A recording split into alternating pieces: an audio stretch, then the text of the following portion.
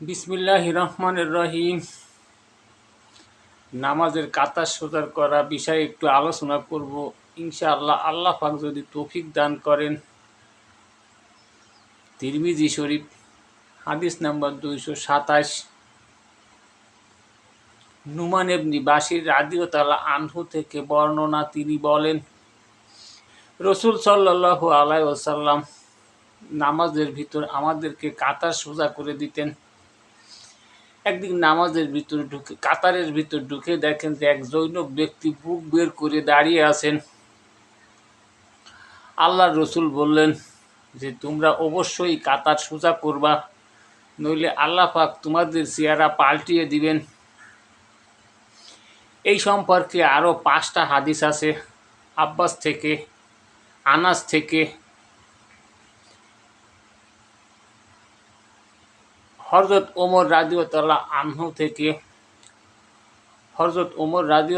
আনহু থেকে যে হাদিসটি বর্ণনা আছে, সেখানে বলা হয়েছে যে হযরত ওমর রাদিয়াল্লাহু আনহু যখন ইমামতি করতেন তখন পিছনে 2জন লোক নিয়োজিত করছিলেন কাতার সোজা করার জন্য। একজন হচ্ছেন হযরত উসমান রাদিয়াল্লাহু আনহু, আর একজন হচ্ছেন হযরত আলী রাদিয়াল্লাহু আনহু, হযরত আলী। তানারা পিছনে কাতার সোজা করে দিতেন, কাতার ঠিক করতেন। কাতার ঠিক করার পরে ইমাম সাহেবকে অবহিত করতেন, তারপর নামাজ শুরু করতেন। এই সম্পর্কে বুখারী শরীফের 422 নম্বর হাদিসে রাসূল সাল্লাল্লাহু আলাইহি ওয়াসাল্লাম বলেন, খবরদার, হুঁশিয়ার, তোমরা সোজাসুজিভাবে দাঁড়াবে, অর্থাৎ কাতার ঠিক করবে, নইলে তোমাদের ভিতর আল্লাহ তাআলা বিভেদ সৃষ্টি করে দিবেন। আমাদের ভিতরে আল্লাহ তাআলা বিভেদ সৃষ্টি করে দিবেন। আমরা এখন দেখি যে একজন আরেকজনের বিরুদ্ধে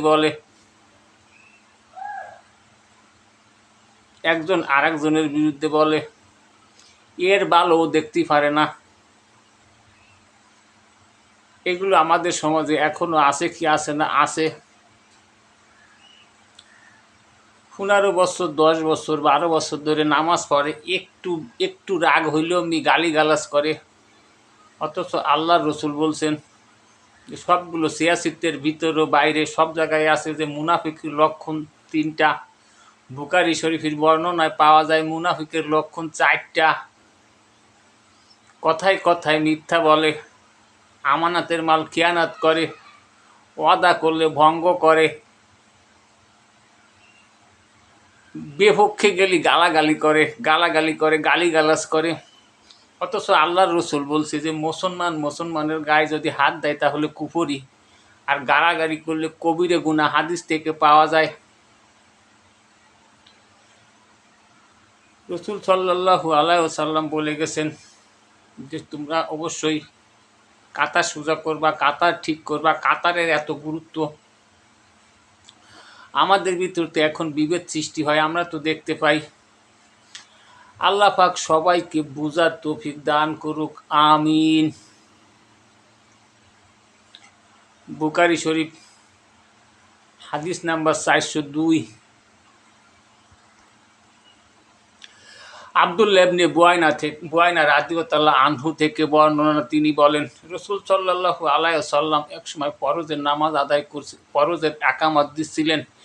এমন সময় পিছনে এক লোক ভিন্ন নামাজ আদায় করছিলেন। এই সম্পর্কে একটা হাদিস বলে নি।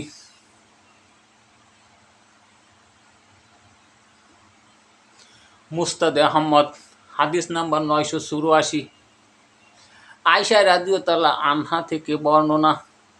রাসূল সাল্লাল্লাহু আলাইহি ওয়াসাল্লাম ফরজের নামাজের পূর্বে 2 রাকাত নামাজ আদায় করতেন।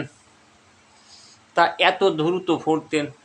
আয়েশা রাদিয়াল্লাহু আনহা বলেন যে আল্লাহর রসুল ফরজের পূর্বে 2 রাকাত নামাজ আদায় করতেন, তাতে সূরা ফাতিহা পড়তেন কি পড়তেন না আমার সন্দেহ হইতো, এত দ্রুত পড়তেন। আমরা তো সুন্নত নফল সব মসজিদে পড়ি, আল্লাহর রসুল মসজিদে সুন্নাত নফল পড়ছেন এরকম কোনো হাদিস পাওয়া যায় না। বুখারী, মুসলিম, তিরমিজি, আবু দাউদ, ইবনে মাজাহ, নাসাই, মুহাত্তা ও মুস্তাদে আহমদ এই হাদিসগুলোর ভিতর পাওয়া যায় না যে আল্লাহর রসুল সুন্নত নফল মসজিদে পড়ছেন। সবই ঘরে পড়তেন। আমরা কোথায় পড়ি? মসজিদে। আল্লাহর রসুল হাদিসের ভিতর বলছে যে তোমরা ঘরটাকে কবরস্থান গোরস্থান বানিও না, সেখানে কিছু আমল করো।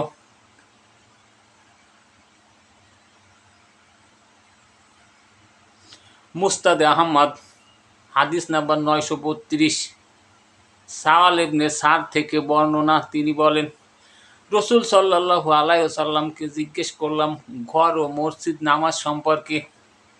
আল্লাহর রসুল বললেন যে তোমরা ঘর ও মসজিদ সম্পর্কে আমার কাছে জানতে চাও, অথচ দেখো আমার ঘরটা মসজিদের কত নিকটে।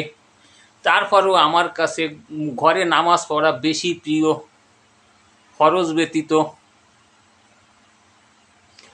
তা আল্লাহর রসুল একামত দেওয়ার সময় দেখেন ভিন্ন রূপে একজন নামাজ পড়ছে। নামাজ শেষে আল্লাহর রসুলকে সাহাবীরা চারিদিক থেকে ঘিরে বসলেন। ওই লোকও এসে আল্লাহর রসুলের কাছে বসলেন। আল্লাহর রসুল তাকে জিজ্ঞেস করলেন যে তুমি কি ফরজের 4 রাকাত নামাজ পড়ছো? এই সম্পর্কে মুহাদ্দিস কিরামরা ব্যাখ্যা করছেন যে আল্লাহর রসুল তো জানতেন যে উনি 2 রাকাত সুন্নত নামাজ আদায় করছেন। মুহাদ্দিসকে আমরা ব্যাখ্যা করছেন যে আল্লাহর রসুল একটু খোপের মতন ছিল, মানে হালকা রাগান্বিত, এরকমই বোঝা যায়। মুহাদ্দিসকে আমরা ব্যাখ্যা করছেন যে ফরজের যখন একামত শুরু হবে তখন অন্য কোনো নামাজ পড়া যাবে না, নিষেধ। এই সম্পর্কে ইমামে আজম আবু হানিফা রহমতুল্লাহ আল্লাহ একটু সহজ করছেন যে যদি মনে করো যে আকামত শুরু হয়ে গেছে ফরজ নামাজ, তখন যদি তুমি মনে করো যে তুমি 2 রাকাত সুন্নত পড়ে ফরজ ধরতে পারবা তাহলে পড়বে, কিন্তু ফরজের নিকটবর্তী স্থানে না, দূরে। আল্লাহ পাক সবাইকে দিন বুঝার জানার তৌফিক দান করুক, আমিন।